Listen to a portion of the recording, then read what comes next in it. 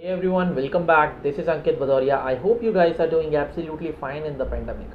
So, आज की video में हम बात करने वाले हैं on our Indian education system और I can say that English education system made for India. हाँ जी, एक ऐसा इंग्लिश एजुकेशन सिस्टम जो कि इंडिया के लिए बनाया गया था। क्यों? ताकि ब्रिटिशर्स इंडिया पर राज कर सकें और हम आज भी उसे ही फॉलो कर रहे हैं। कहानी स्टार्ट तब होती है जब ब्रिटिशर्स ने इंडिया पर रूल करना स्टार्ट करा। तब तक भी ब्रिटिशर्स को कोई मतलब नहीं था इंडियन कल्चर और इंडियन एजुकेशन सिस्टम से। पर धीरे धीरे जैसे जैसे ब्रिटिशर्स प्रोविंसेस जीतते चले गए, पूरे इंडिया को उन्होंने अपने अंडर कर लिया। प्रॉब्लम खड़ी हुई उनके सामने तब, क्योंकि इंडिया की पॉपुलेशन इतनी ज़्यादा थी और इंडियन लोग एक्सेप्ट करने को रेडी ही नहीं थे उनकी रूलिंग। इस वजह से ब्रिटिशर्स ने इस प्रॉब्लम से डील करने के लिए दो कॉलेजेस खोले in 1700, Muslim college in Calcutta and a Hindu college in Banaras.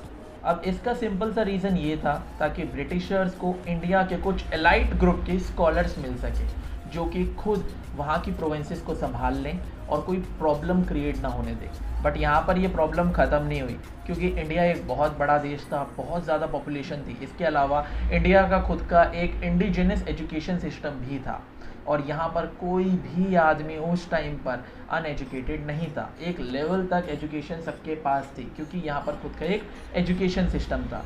और इस एजुकेशन सिस्टम की खोज करी थी धर्मपाल जी ने। धर्मपाल जी आफ्टर फ्रीडम एक बार लंदन गए, जहाँ उन्हें कुछ रिजल्ट्स मिले एक सर्वे के, एक लाइब्रेरी के अंदर कुछ मिनट्स मिले जिसके अंदर clearly as a result mention था कि किसी भी तरीके से हमें इंडियन कल्चर को, इंडियन एजुकेशन सिस्टम को रोकना है, क्योंकि ये बहुत बड़ी प्रॉब्लम क्रिएट कर सकता है ब्रिटिशर्स को इंडिया पर रूल करने के लिए। ऐसा इसलिए था क्योंकि सर्वे के अकॉर्डिंग इंडिया के अंदर ऐसी लाखों पाठशालाएं थीं जो एक गांव में, एक कस्बे में रन करती थी।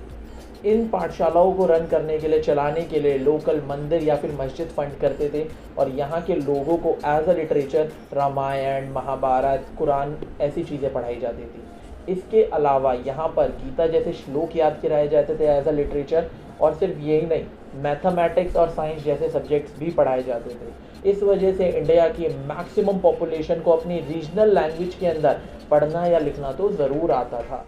इन 1835 आता है English education act. English education act पूरी तरीके से स्ट्रैटेजिकली प्लान था इंडिजिनस एजुकेशन सिस्टम को ख़त्म करने के लिए, यानी कि इंडियन एजुकेशन, इंडियन कल्चर को पूरी तरीके से ख़त्म करने के लिए। अब आप ये बात समझिए ध्यान से। लॉर्ड मैकॉले जिन्होंने इंग्लिश एजुकेशन एक्ट इम्पोज करा था इंडिया के अंदर, उनका मानना था कि वो यहाँ के कुछ लोगों को, कुछ ऐसे एलाइट ग्रुप मेंबर्स को एनरोल करेंगे अपने साथ जो कि बाय फेस तो इंडियन होंगे लेकिन बाय माइंड, बाय हार्ट वो पूरी तरीके से ब्रिटिशर्स होंगे।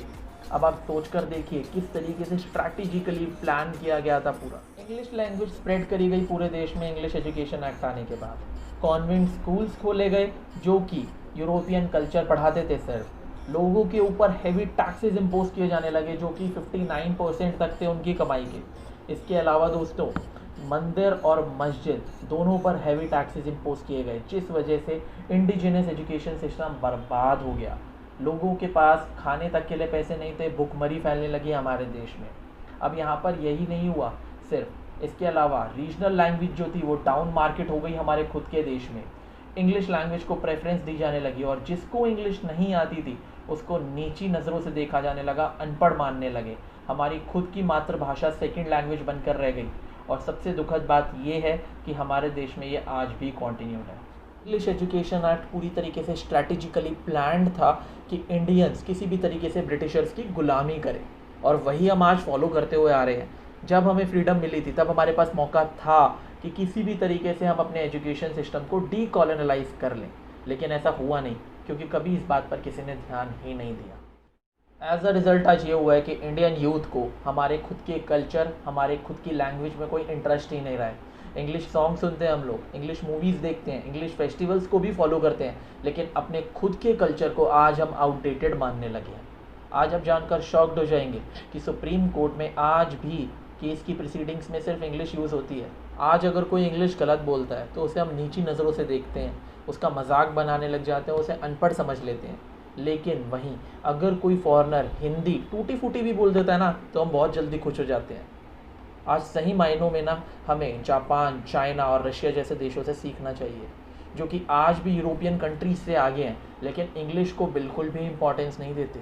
अब यहाँ मैं ऐसा नहीं कह रहा हूँ कि हमें इंग्लिश लैंग्वेज सीखनी ही नहीं चाहिए, इंग्लिश लैंग्वेज में बात ही नहीं करनी चाहिए।